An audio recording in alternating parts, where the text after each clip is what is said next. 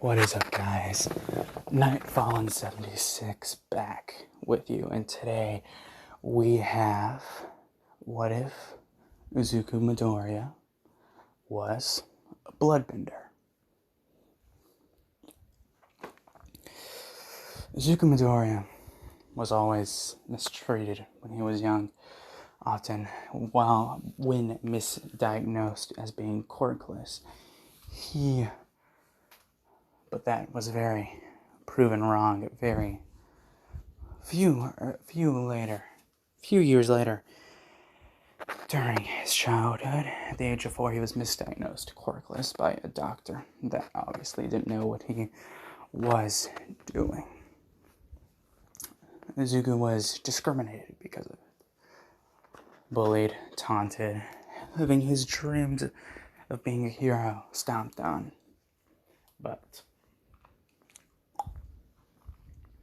all that hatred and bitterness targeted towards him soon made him very sad, very, very sad. But soon that sadness became anger and hate. He hated the world, he hated society for what it was, ruled by heroes and flashy, over-the-top quirks, discriminating against people with weaker quirks, villainous quirks, or just having none at all. But soon Uzuku Midoriya would find out that he was not quirkless. He had a powerful quirk. Some what people call a villainous quirk. But he would change the world with his quirk. He would get rid of all the bad blood in society and remake it something that no person had done before. It was a cold day in Japan. Uzuku Midoriya was walking home from school, middle school, where he was often bullied and ridiculed. Passing through an alleyway on a shortcut to get home, he was ambushed by a thug. "Please, I'll give you anything," Izuku cried out, but the mugger threatened him with a blade. Izuku handed over all he had on him, but the thug went to stab him, and Midoriya cried out. But not because of that. In a moment of pure adrenaline and instinct, he flew his hand outward, and he felt something awaken in him. And the man that was trying to rob him was soon flung against the wall, roughly knocking him out, causing him to bleed from the impact. Izuku was shocked, looking down at his hands, wondering what he just did. But then it came to him, all his senses were overwhelmed with something. He could feel it. He could feel people's blood systems, all their veins, every last drop of it in somebody. But not just people, he could feel it in animals. Anything that had that life-giving blood in them, he could feel it.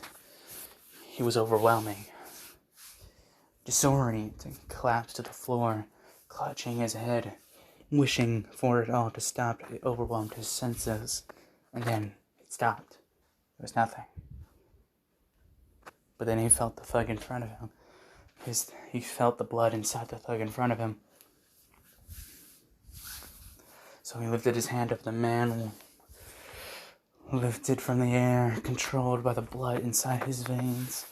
And Izuku, in a moment of pure rage, taking all his anger, all his bitterness from all the years of resentment and bullying and discrimination because of his quirklessness, and ripped his hand backwards, draining all of the blood from the man, leaving him nothing more than a grayed out, shriveled corpse. Uzuku Midoriya soon realized what he had just done and looked down at his hands, horrified, before grabbing his things quickly and running away home.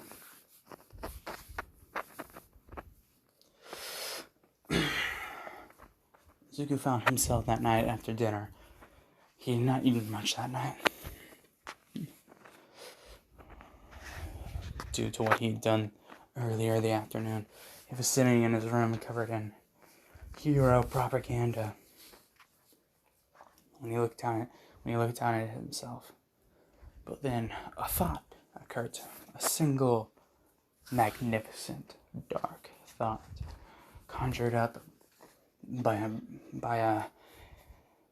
in the head of a boy who had been traumatized, hated, and bullied his entire life for what he was.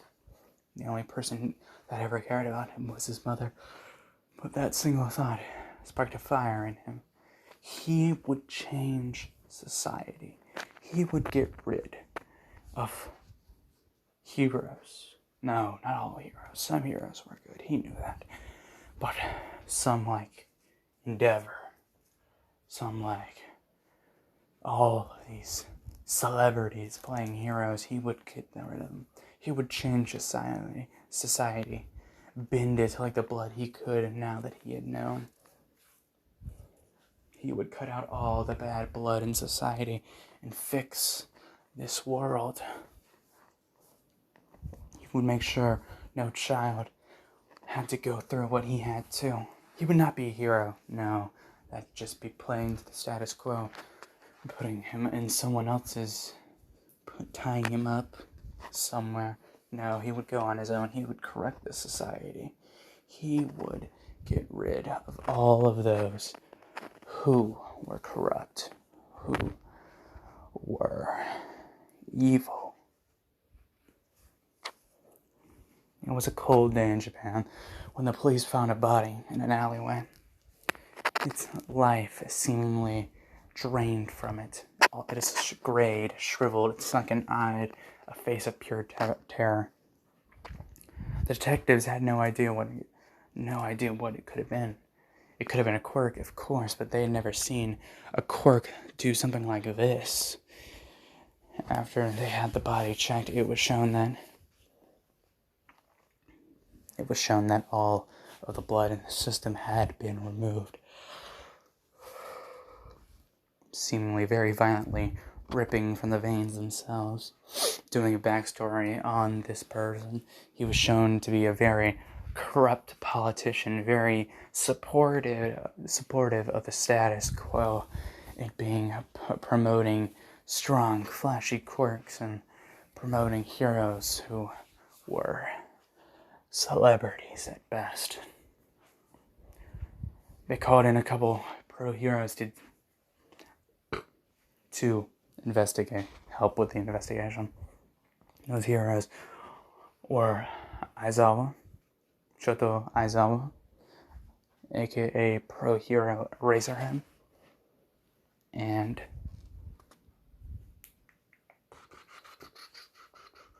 President Mike.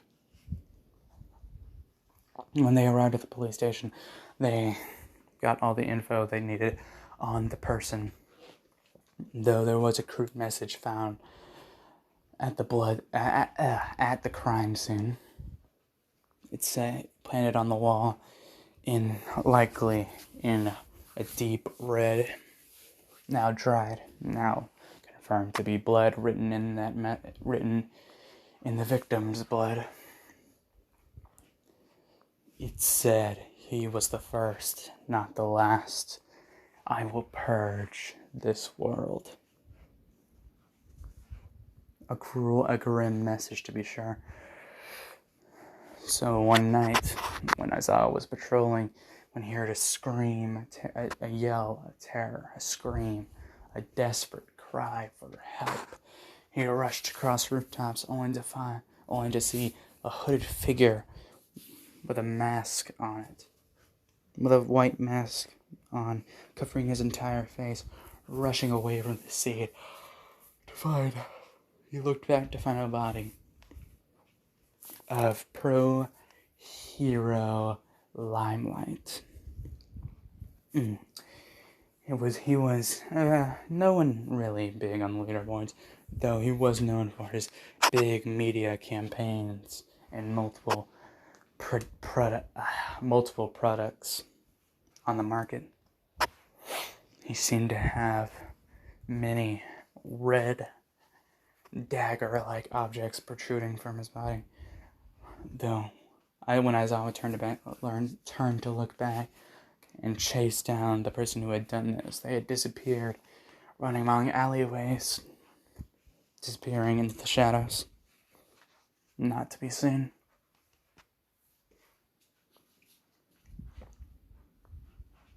Zuku Midoriya.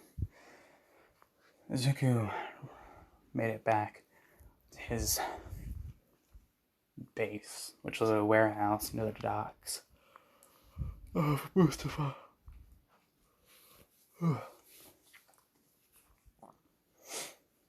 That was close. He scolded himself. He was almost caught.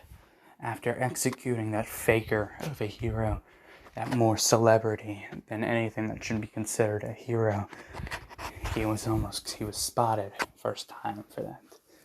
After the 15 dead he'd already ended, he was not been seen, but he has by a Razorhead of all people.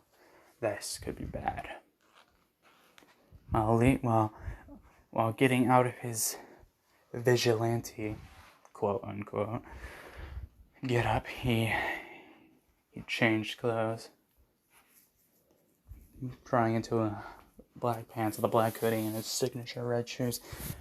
Pulling his hood up, he left the warehouse to return home.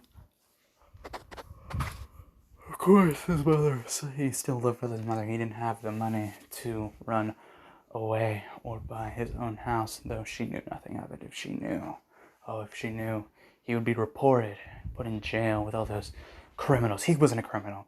He was a savior. Yes, he was a savior. He would reshape this world. He would bend it to his will and make sure no one had to go through what he had to go through.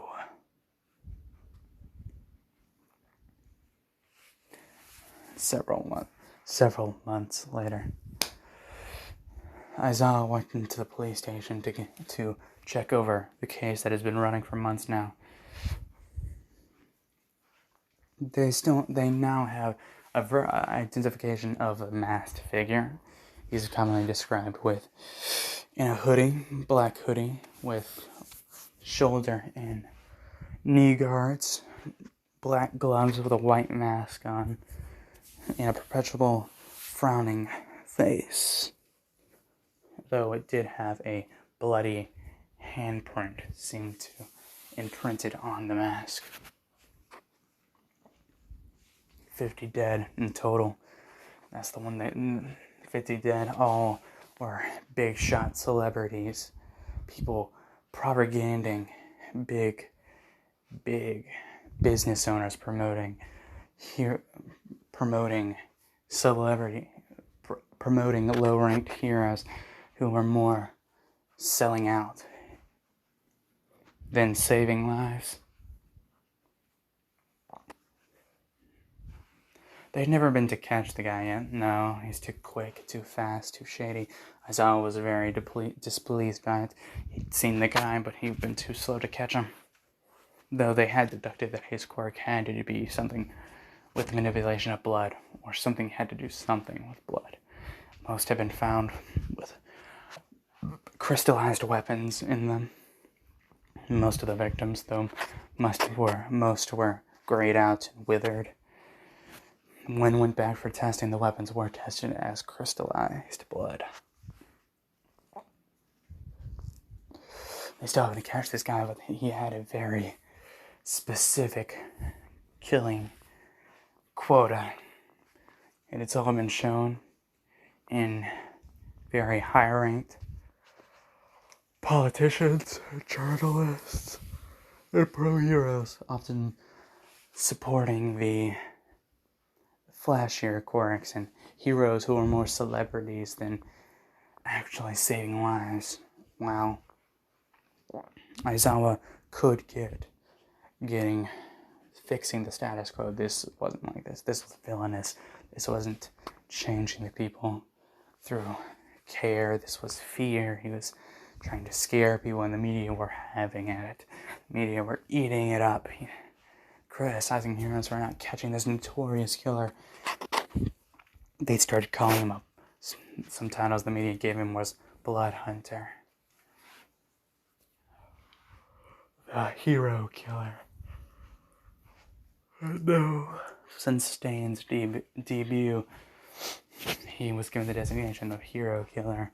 This Blood Hunter was not a hero killer, though he had been developing a very innocuous crowd of supporters,